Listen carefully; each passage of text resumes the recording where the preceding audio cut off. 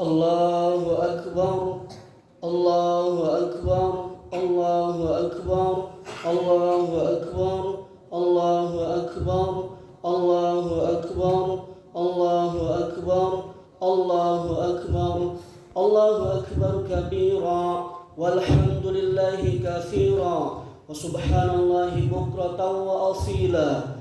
La ilaha illallah wahdah, sadaqa wa'dah, wa nasara 'abdah, wa a'azza jundahu, wa hazamal ahzaba wahdah.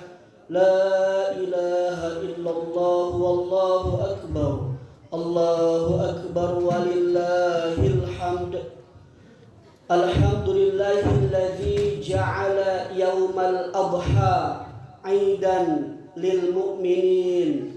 Asyhadu an la ilaha illallah al-malikul haqqul mubin, wa asyhadu anna Muhammadan abduhu wa rasuluh shadiqul wa'dil amin.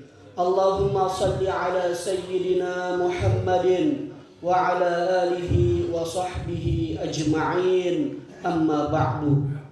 Faya ibadallah, usikum wa nafsi bitaqwallahi faqad fazal muttaqun. A'udzu billahi minasy syaithanir rajim. Bismillahirrahmanirrahim. Inna a'tainakal kautsar fasalli li rabbika wanhar. Inna syani'aka huwal abtar. Allahu akbar, Allahu akbar, Allahu akbar walillahil hamd. Hadirin jamaah ma'asyiral muslimin wal muslimat rahimakumullah. Di tanggal 9 Zulhijjah, ketika kita melaksanakan puasa sunnah Arafah pada waktu yang bersamaan, saudara-saudara kita yang sedang melaksanakan ibadah haji melaksanakan dan mengangkat tangannya di padang Arafah untuk menyempurnakan ibadah haji, melaksanakan wukuf di Arafah.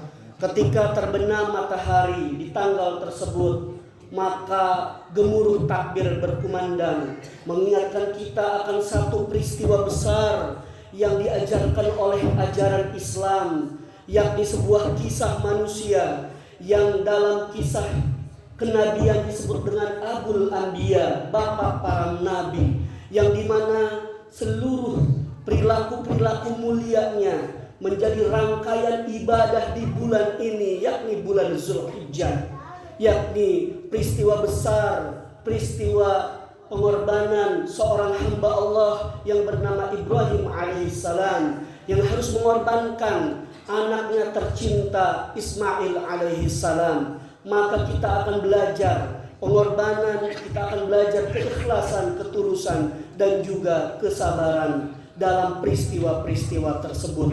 Begitupun ibadah haji, semua rangkaiannya berangkat dari laku lampah Ibrahim alaihissalam dan keluarga Ibrahim alaihissalam.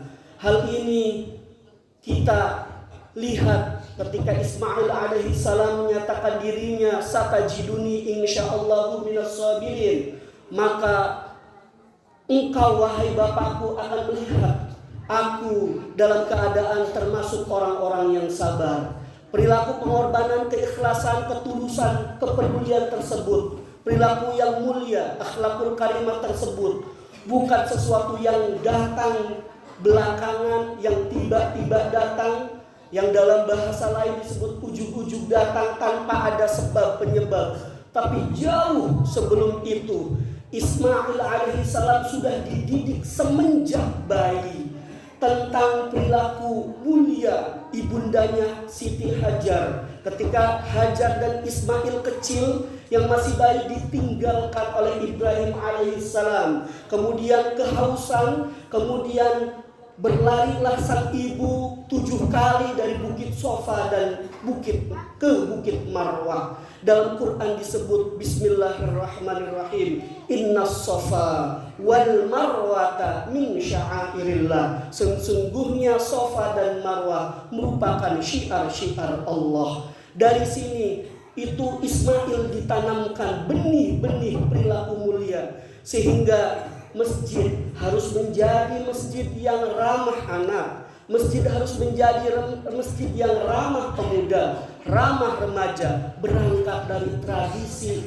Ibrahim alaihissalam melalui istrinya Siti Hajar alaihissalam. Kemudian setelah dididik dalam peristiwa besar itu, kemudian Ibrahim alaihissalam itu pada suatu malam mengalami mimpi yang malam itu, yang setelah paginya kemudian Ibrahim merenung, apakah ini adalah mimpi dari Allah maupun atau mimpi dari iblis. Hari itu disebut dengan tarwiyah, dalam bahasa Arab adalah hari keraguan Ibrahim alaihissalam. Maka kita puasa di hari tarwiyah itu supaya Allah menjauhkan hati kita dari rasa ragu akan masa depan, ragu bagaimana hidup kita besok, ragu bagaimana karir kita, dan lain sebagainya.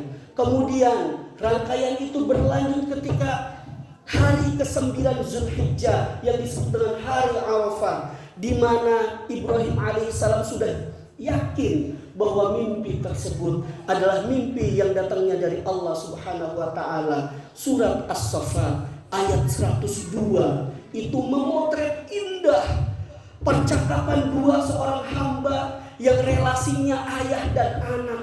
Percakapan yang indah tentang pengorbanan, tentang agama, tentang ketulusan, tentang keikhlasan yang patut kita contoh di rumah. Ketika ayahnya berkata, falamma balagha ma'ahu sa'ya qala ya bunayya, wahai anakku, inni ara fil manam, sesungguhnya aku tadi malam bermimpi, anni azbahuka fanzur madza tara, aku disuruh menyembelihmu oleh Allah Subhanahu wa taala. Kalimat fanzur madza tara, bagaimana pandanganmu wahai anakku? Kalimat ini bukan kalimat justifikasi seorang ayah, seorang orang tua. Di sini kita belajar bahwa anak yang soleh, generasi muslim yang soleh, yang akan mewarisi bumi ini dalam surat Al-Anbiya, itu berasal dari rahim, berasal dari gen orang-orang yang soleh pula. Maka berkata indah Ismail, qala ya abati fa'al ma tu'mar satajiduni insyaallahu minas sabirin. Wahai abahku, laksanakanlah perintah Allah Subhanahu wa taala, niscaya engkau akan melihat aku termasuk orang-orang yang sabar. Begitu indah jika ucapan tersebut keluar dari orang yang soleh, yang juga lahir dari gen genetik yang soleh. Mudah-mudahan Idul Adha mengajarkan kita untuk bermujahadah, berserius untuk membentuk anak dan keluarga kita, yaitu generasi-generasi yang soleh dan solehah. Dari pengorbanan inilah yang kemudian menjadi ritual ibadah kurban, ujungnya Ibrahim alaihissalam sebagai pribadi yang mulia akan melahirkan satu peradaban. Ini membuktikan kesolehan individu, rajin sholat berjamaah, rajin zikir, rajin taklim. Itu berkorelasi langsung, berkorelasi positif dengan kesolehan sosial. Peduli terhadap sesama, mau membangun masyarakat, ikut terlibat dan lain sebagainya. Dalam surah Ibrahim, surah Ibrahim ayat 37 digambarkan legasi atau kenang-kenangan Ibrahim terhadap dunia Islam, yakni Ibrahim membangun Ka'bah Baitullah yang menjadi cikal bakal masjid terbesar di dunia, yakni Masjidil Haram, di mana Ibrahim di sebuah lembah yang ia akui sendiri, yang dinyatakan Quran, Rabbana inni askantu min dzurriyyati, wahai Tuhanku, inni askantu min dzurriyyati, bahwa aku tempatkan keluargaku, keturunanku, min dzurriyyati biwadin ghairi dzi zar'in inda baitikal muharram, lembah yang tandus, lembah yang jangankan buah-buahan, mungkin singkong ditanam saja tidak akan tumbuh. Biwadin ghairi dzi zar'in inda baitikal muharram, itu di tempat Baitikal Muharram, Baitullah.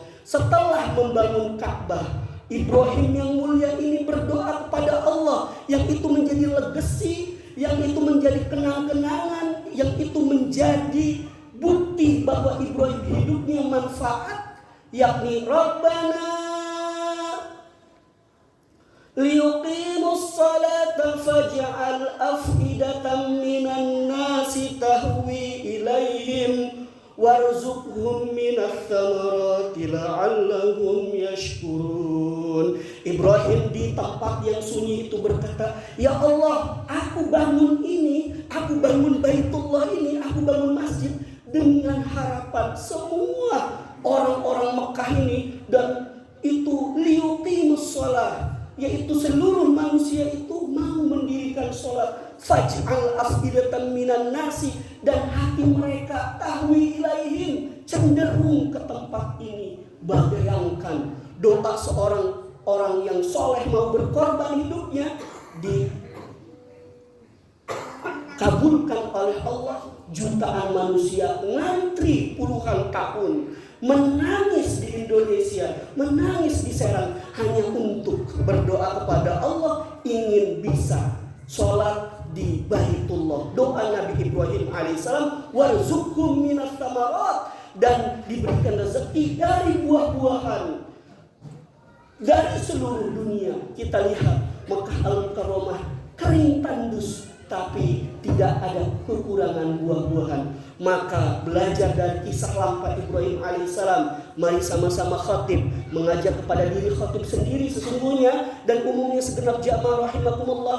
Mari tingkatkan taqarrub, kedekatan kita kepada Allah, tuluskan hidup kita, luruskan, terus kemudian ikhlaskan, tanamkan keikhlasan dan kesabaran. Ujungnya kita akan menjadi manusia yang peduli terhadap sesama dan lingkungan, dan kita akan menjadi orang-orang yang ikut terhadap perilaku Ibrahim alaihissalam. Ja'alallahu wa iyyakum minal a'idhin wal faizin. Barakallahu li wa lakum fil Qur'anil azim wa nafa'ani wa iyyakum minal barakallahu li wa lakum fil Qur'anil azim wa nafa'ani wa iyyakum minal ayati wadh-dhikril hakim wa taqabbalallahu minni wa minkum tilawatahu innahu huwas sami'ul alim fastaghfiruh innahu huwal ghafurur rahim.